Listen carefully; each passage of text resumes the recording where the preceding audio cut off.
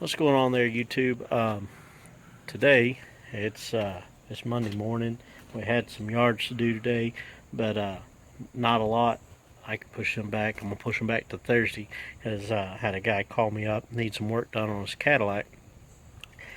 I'm gonna show you what we got here, but just to give you a rundown, he's been having a little bit of a misfire and a little bit of a knock in the engine.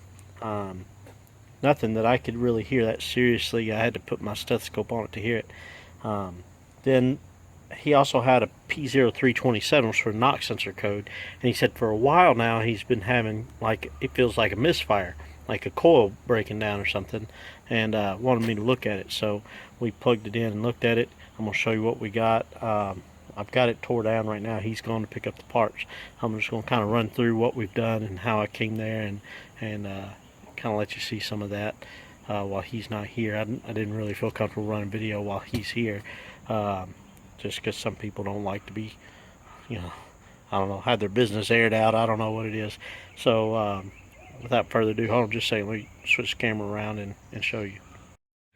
Okay, here we go. It's a 2006 Cadillac DTS with a Y VIN code on the North Star V8. What we did, I used the Alltel MaxiSys Mini, plugged it in, had a P0327 knock sensor code. Now, with that, it could very well be this harness right here. This goes to the knock sensor, goes up underneath the intake here. You have two knock sensors, and that harness going bad and those knock sensors going bad is not unheard of. But if you're picking up, if there is a detonation knock, which there is on this car, there's definitely a valve or a lifter chatter on cylinder number 3. It's going to set a knock sensor, because the knock sensor will pick it up. I'm surprised we didn't have a misfire code. He says in the past he did have a misfire code, and he cleared it himself, and that one hadn't come back yet. The knock sensor code did. So it was 327's bank 1, which is this side over here by the firewall. So I ran a Misfire Monitor, because he said he's been feeling under load, a light load, a little bit of a miss, or like when you come to a stop sign with it in gear, he's been feeling a little bit of a miss. So I went ahead and I did a Misfire Monitor test. Rather than just saying, yeah, we need to replace that knock sensor harness, and the knock sensors are pretty common. They got them in stock at O'Reilly's. So that's a pretty good sign that that's a pretty common thing. But before we go through all that, let's look at that misfire, because if we have a detonation knock or something like that, that could cause a knock sensor code. And he said it did have, and he forgets which cylinder it was, a misfire code in the past, recently. And he cleared it with his little OBD2 code reader. So I picked up on Misfire Monitor cylinder 4, 3, and 7 were all had misfires, but cylinder number 4 had the worst. But keep in mind, cylinder number 3 had a pretty bad too. Keep in mind, I've got a bank 1 knock sensor picking up. So that's cylinder, say I'm showing a miss on cylinder 3 and cylinder 7, which is both on bank 1.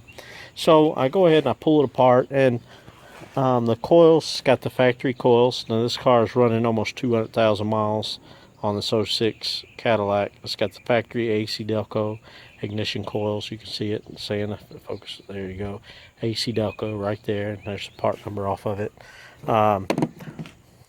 He had a tune-up done not too long ago, and there's two problems. One, this is the plug that was put back in it. Let's see if I can get the camera to focus here. It's an AC Delco platinum tip plug. Nothing too just bad there. This was in you had these and the front 4 holes on bank 2, right? Which, now these are what was in the back 4 holes. It's an AC Delco plug. It's a copper core plug, and those were in the back 4 holes. And as I explained to him, this car, when I looked it up, is supposed to have iridium plugs in it. So even the platinum tip plugs aren't good enough. Certainly copper core plugs aren't the right thing. So now, is this going to fix our knock sensor problem? I don't know. I'm optimistic that it will.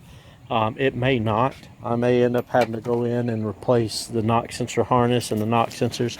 Like I said, that's a pretty common repair on GMs. But what I'm looking at right now is if there is a detonation knock caused by spark plugs not burning the fuel off like it should, that can cause some problems and is causing a misfire issue that you can feel at idle in gear. And I was able to pick up in idle and park with it at idle on the scan tool using the Alltel MaxiSys Mini. So right now I've got the plugs out. I've run the bore scope down inside the cylinder holes. They don't look too bad. I did a upper induction cleaning on this car not too long ago. Now one of the problems with this guy is he bounces around from whoever can get his car in now without taking it to a shop. He likes to take it, like me. I'm working here at home. You know, this is my house right here.